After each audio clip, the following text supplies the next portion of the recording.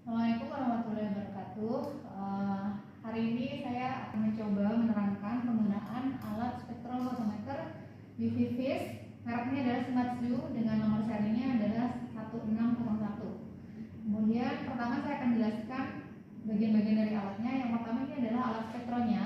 Kemudian yang kedua ini adalah alat stabilizernya. Kemudian yang ketiga adalah printer. Yang pertama perlu kita lakukan adalah menghidupkan alatnya terlebih dahulu. Caranya adalah kita colokkan powernya sini, kemudian kita nyalakan on off-nya dari stabilizer. Nah, nyala, baru kita nyalakan on off dari alatnya. Setelah itu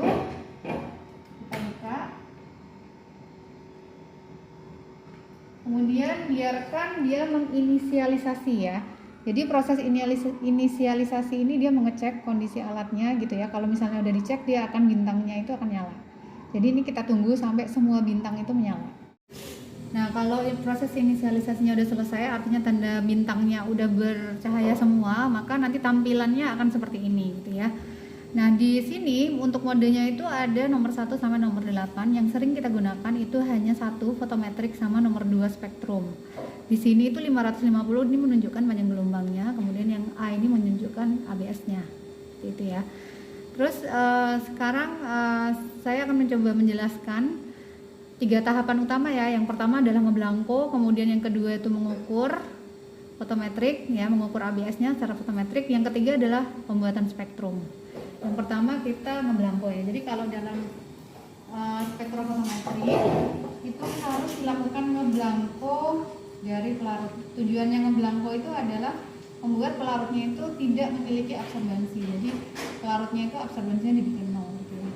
Jadi untuk spektrofotometri ini kita membutuhkan pipet untuk tempat sampelnya dan juga tempat blangko gitu ya. Pipet seperti ini ya. Jadi ada bagian yang buram dan ada bagian yang bening. Kita pegangnya adalah bagian yang buram karena yang bening ini adalah tempat masuknya sinar gitu ya. Kemudian cara megangnya seperti ini, bukan seperti ini, sehingga nanti kalau misalnya jatuh itu jatuh ke tangan kita gitu ya, karena harganya cukup mahal. Kalau misalnya jatuh kita harus mengganti. Sebelum digunakan, maka pipet ini harus dibilas. Minimal bilasnya adalah 3 kali ya. Nah, cara membilasnya, kita bilasnya pakai aquades. Kemudian cara bilasnya adalah kita masukkan menggunakan pipet dan memasukkannya ujung pipetnya jangan sampai masuk ke dalam karena bisa menggores dari pipetnya. Kemudian ya, jadi bilasnya secukupnya aja, kemudian kita kocok, kemudian kita buang limbah. Nah, karena blangkonya di sini itu menggunakan aquades, jadi kita menggunakan sampelnya adalah chloramphenicol. Nah, chloramphenicol ini blangkonya adalah aquades, jadi kita isi pipetnya menggunakan aquades sebagai blangko. Untuk ngeblangko itu kita isi pipetnya itu sebanyak 2 ya. Oke, nah untuk pengisiannya tidak boleh terlalu penuh, maksimal seperti ini ya. Ya. Minimalnya adalah lebih dari 50% terisi. Kemudian setelah diisi harus dikeringkan sampai dia kering karena air itu bisa mengganggu proses lewatnya cahaya, karena kalau ada airnya bisa terjadi proses pembiasan. Terus kemudian kita lihat di sini adalah tempat si pipetnya gitu ya. Nah, posisi pipetnya itu yang bening itu posisinya harus di samping kanan kiri karena lampunya itu dari kanan ke kiri. Jadi nggak boleh terbalik, yang buram itu berada di kanan kiri, yang buram berada di depan. Posisinya seperti ini. Terus kemudian kita masukkan yang paling belakang ini namanya adalah reference, tempat reference, sedangkan yang depan ini namanya adalah sampel gitu ya. Kita masukkan seperti ini. Kita agak tekan sampai dia mentok, kemudian kita isi lagi. Yang satu lagi udah saya isi. Kita masukkan dua-duanya blangko untuk ngeblangko. Setelah diisi kemudian kita tutup.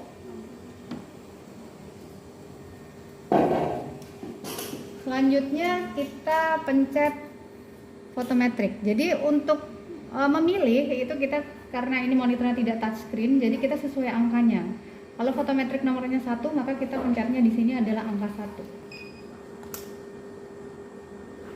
Terus kemudian kita setting panjang gelombang dari sampel kita itu berapa dengan cara adalah kita pencet go to WL. WL ini adalah wavelength. Nah, setelah muncul kedip-kedip di sini itu artinya bisa dirubah. Nah, panjang gelombang dari chloramphenicol itu adalah 278 ya. Setelah diketikkan panjang gelombangnya, kemudian diketik enter. Nah, berarti kan belangkonya tadi memberikan serapan ya, walaupun kecil akan minus. Nah, kita mau nolkan, caranya adalah kita pencet auto zero. Kita tunggu sampai dia bunyi titik, sampai dia 0. Gak mau kalau misalnya belum 0 banget, kita bisa pencet lagi auto zeronya.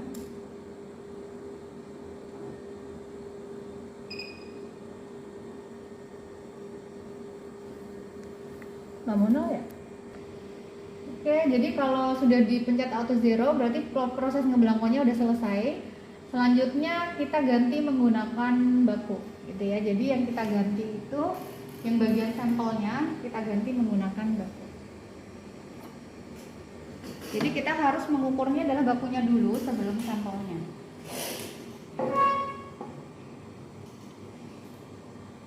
Nah, karena ini sama-sama air, maka saya tidak bersihin pakai air, tapi langsung menggunakan baku. Nah, sebelum dimasukkan bakunya ke dalam kupet, jangan lupa dihomogенkan dulu gitu dengan cara dibalik 180 derajat biar dia homogen 3 kali ya. Kemudian kita bilas dulu menggunakan baku. Karena ini nggak ada pipet yang panjang, jadi boleh kita langsung tuang aja sini.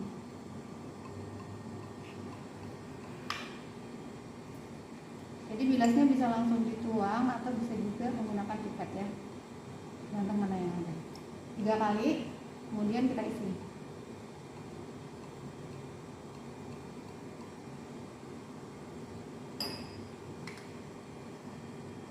Jangan lupa dielap sampai kering. Setelah itu kita masukkan pipetnya di bagian sampel.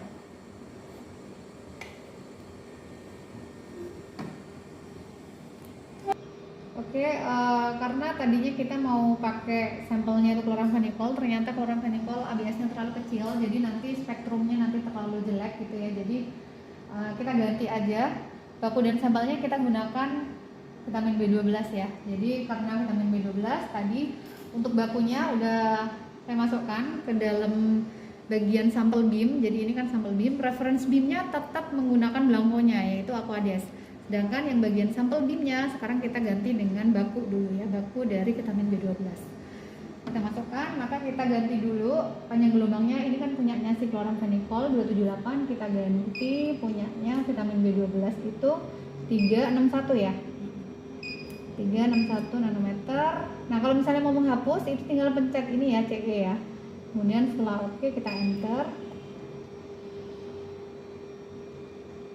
Nah, setelah dirubah menjadi 361, maka ABS dari si bakunya adalah 0,405. Jadi ini adalah fungsi kedua yaitu fotometrik, yaitu untuk melihat ABS-nya itu berapa. Jadi kalau mau melihat ABS sampel cukup seperti ini, bisa langsung dicatat ABS-nya berapa. Itu. Terus kemudian yang ketiga tadi kan udah ngeblanko, kemudian pengukuran ABS fotometrik, kemudian yang ketiga adalah melihat spektrum. Nah, cara melihat spektrumnya itu caranya adalah kita kalau dari sini kita tekan tombol mode dulu, mode.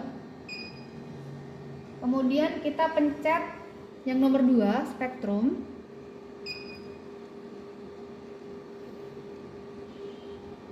Nah, di sini yang perlu kita setting adalah nomor 2, scanning range-nya, sama yang nomor 3 yaitu recurrence-nya. Untuk scanning range-nya ini adalah scanning range untuk panjang gelombang. Jadi nanti range panjang gelombangnya itu di grafiknya itu sumbu X-nya itu berapa sampai berapa. Nah, caranya gantinya gimana? Caranya adalah kita pencet nomor 2 dulu. Setelah itu ini bisa kalau udah muncul di sini kita bisa langsung ganti panjang gelombangnya. Caranya adalah dari tinggi ke rendah gitu ya. Tingginya itu dari panjang gelombang yang direferensi yang teoritis itu ditambah sama 50. Jadi kan tadi 361. tambah 50 berarti 411, kemudian tekan enter, kemudian yang rendah berarti 311, enter. Terus kemudian yang kita atur yang kedua adalah yang nomor 3, yaitu ABS-nya itu sumbu Y-nya itu mau range-nya itu antara berapa sampai berapa gitu ya. Jadi kita pencet nomor 3. Range-nya itu kita biasanya pakai yang range ABS ideal itu antara 0,2 sampai 0,8. Tapi kalau misalnya ternyata ABS-nya itu 0,1, kalian bisa ganti dari 0 gitu ya. Ini kita rubah jadi 0,2, enter, sampai 0,8. Oke, setelah ini disetting kedua-duanya, kita selanjutnya pencet tombol start sini.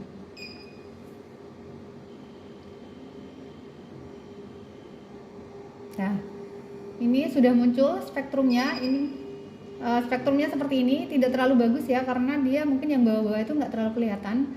Kita bisa ganti kali ya, ganti 0,0 ya. Oke. Kalau mau balik lagi ke belakang, itu caranya adalah kita pencet return. Kita pencet return sekali, kemudian kita ganti yang nomor 3. Kita ganti ini 0,0 aja. Kemudian enter. Kemudian ini oke. Kalau nggak mau dirubah tinggal enter aja. Selanjutnya kita pencet tombol start. Nah, kalau seperti ini kan lebih enak ya, ada dari bawahnya gitu kelihatan. Oke, kalau sudah, jadi sumbu X-nya ini adalah panjang gelombangnya, kemudian sumbu Y-nya ini adalah ABS-nya. Nah, tujuannya kita melakukan spektrum ini adalah untuk melihat apakah terjadi pergeseran panjang gelombang atau tidak. Jadi ABS maksimalnya itu kita mau lihat puncaknya ini itu berada di panjang gelombang berapa. Terus cara melihat puncaknya berapa? Caranya adalah kita geser-geser. Cara gesernya adalah dengan ini ya, plus sama minus ini kita pencet. Kita pencet agak lama sampai dia keluar, garisnya ini keluar. Kemudian kita letakkan pada posisi yang di puncak. Kita ke panjang gelombang teoritisnya dulu ya. Teoritisnya kan 361,0. Jadi ini sumbu X, yang ini adalah sumbu Y. Berarti di sumbu X-nya panjang gelombang 361, ABS-nya dia adalah 0,404. Nah, kita pengen lihat apakah dia geser atau tidak. Jadi maksudnya geser itu bisa jadi ABS-nya itu ada yang lebih tinggi di panjang gelombang yang lain gitu ya. Tapi gesernya tentunya nggak boleh jauh-jauh ya, plus minus 3 nanometer. Kalau gesernya terlalu jauh berarti bisa jadi senyawanya bukan si vitamin B12. Caranya ngeceknya gimana?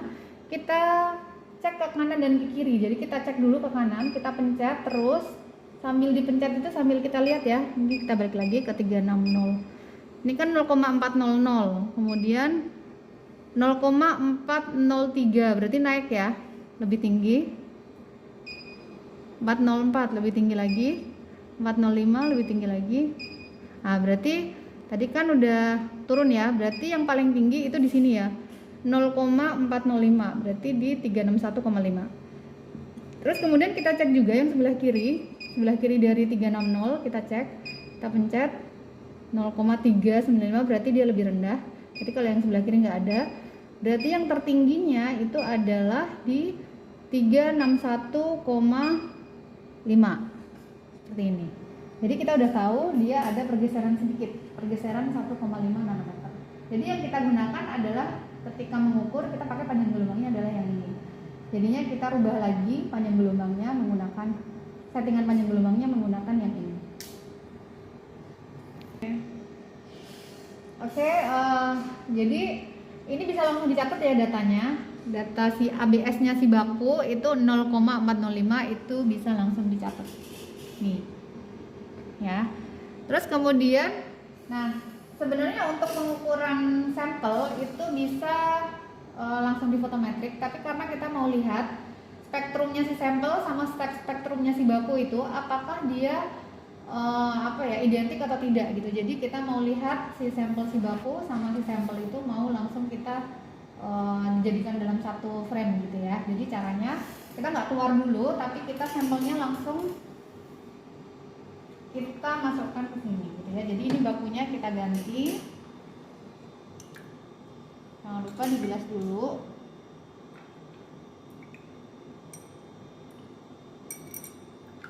3 kali.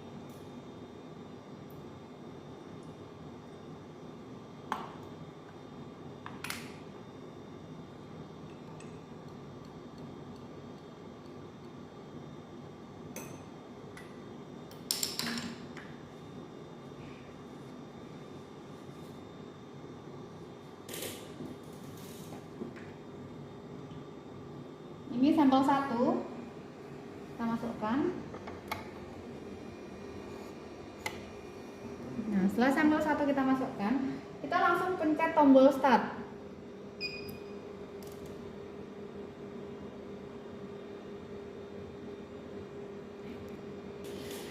Kita tekan tombol start sampai di sini tuh muncul ada tulisan measuring, gitu ya.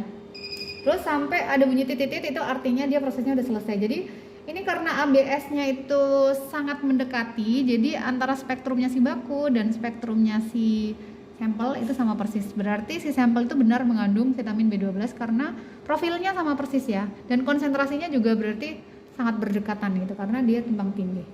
Kemudian kita arahin lagi gitu ya. Sumbu X dan Y-nya itu pas di 261,5. Tadi kan dia udah geser sedikit ya. 361 ya, 361,5. Ini adalah ABS-nya si sampel 1 ya, 0,399. Nah, kalau udah seperti ini, kalau misalnya sampelnya kalian ada 3, berarti nanti ganti lagi sampel nomor 2, pencet start lagi, nanti dia akan muncul lagi spektrumnya. Yang ketiga pencet start lagi, muncul lagi spektrumnya. Nah, setelah sudah selesai, maka kita bisa print tampilan ini gitu ya, menggunakan printer yang di sini. Nah, cara menggunakan printernya itu yang pertama kita harus nyalakan dulu printernya. Ini adalah tombol saklarnya ya, ini posisinya udah hidup, kita nanti nyalakan dulu. Nah, setelah nyala maka tombol powernya ini nyala gitu ya. Terus setelah itu kita masukkan kertasnya.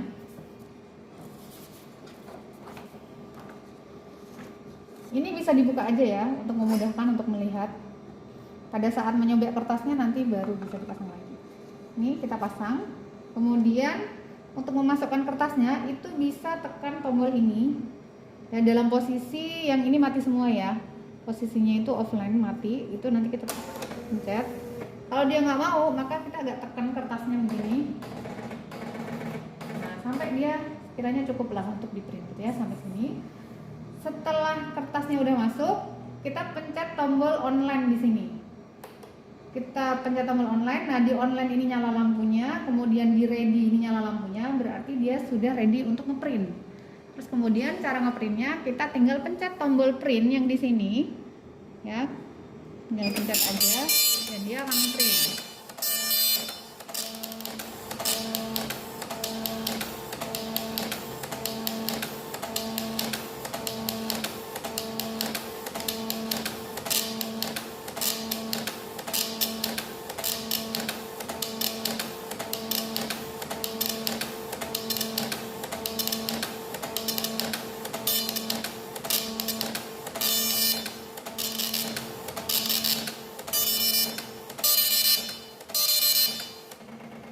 Oke, kalau sudah, nah biasanya kan satu kertas itu dipakai berdua gitu ya. Jadi kita mau potong aja. Caranya kita bisa pakai ini. Oh, ini harus dimatikan dulu online-nya. Kemudian kita bisa naikin atau pakai manual aja, kita naik turunin seperti ini. Kemudian kita sobek. Kemudian kertas yang selanjutnya bisa dipakai sama temennya yang lain. Gitu. Oke. Sudah selesai untuk ngeprint spektrumnya dan datanya ABS-nya juga udah dapat. Selanjutnya kalau mau keluar gimana? Kalau mau keluar itu caranya adalah pencet return 2 kali ya. Ini return. Baru sekali dia akan hilang garisnya. Kemudian pencet lagi return 1 kali, dia akan muncul seperti ini. Kemudian kita pencet mode. Setelah muncul seperti ini, do you continue, maka pencet F3 ini ya, F3, maka akan muncul seperti ini ya. Kalau misalnya sampelnya banyak gitu ya dan nggak perlu di print semua, maka misalnya tadi kan cuma 3 sampel yang diukur ya, misalnya sampelnya 50 gitu ya, sampel yang keempat mau diukur ABS-nya, cukup kalian pencet yang fotometrik nomor 1, kemudian habis itu tinggal masukin aja, ganti aja sampelnya, ABS yang tertunjuk kan di sini bisa langsung dicatat seperti seperti itu. Jadi nggak perlu ke spektrum seterusnya, seperti itu ya. Baik, terus selanjutnya, oke, jadi tadi kan untuk pembuatan spektrum ya. Jadi kalau misalnya sampelnya ada banyak gitu ya, misalnya sampelnya ada 50 gitu kan, cukup sampel baku sama sampel satu gitu ya yang spektrum gitu ya untuk melihat apakah identik atau tidak. Nah untuk selanjutnya untuk mengukur ABS-nya itu cukup menggunakan fotometrik, tidak perlu semuanya di spektrum. Caranya adalah kita pencet nomor 1, kemudian nah tadi kan panjang gelombangnya ada pergeseran ya. Panjang gelombangnya tadi pergeserannya dari 361 itu geser 361,5. Jadi untuk sampel panjang gelombang yang digunakan harus sama dengan baku, karena bakunya tadi geser di 361,5, maka kita ganti dulu menjadi 361,5. 5 dan enter. Kemudian si sampelnya ini adalah ABS-nya, bisa dicatat. Kemudian sampel yang selanjutnya tinggal diganti aja.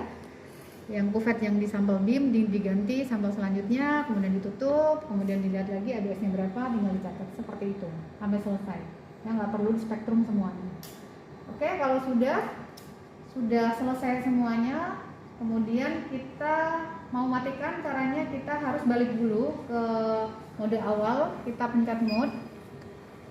Jadi pada saat mematikan kondisinya harus seperti ini, dan jangan lupa sebelum mematikan alatnya, kuvetnya harus dikeluarkan dulu, ya. Kuvetnya dikeluarkan, kemudian kuvetnya harus dibilas, dicuci sampai bersih menggunakan Aquades.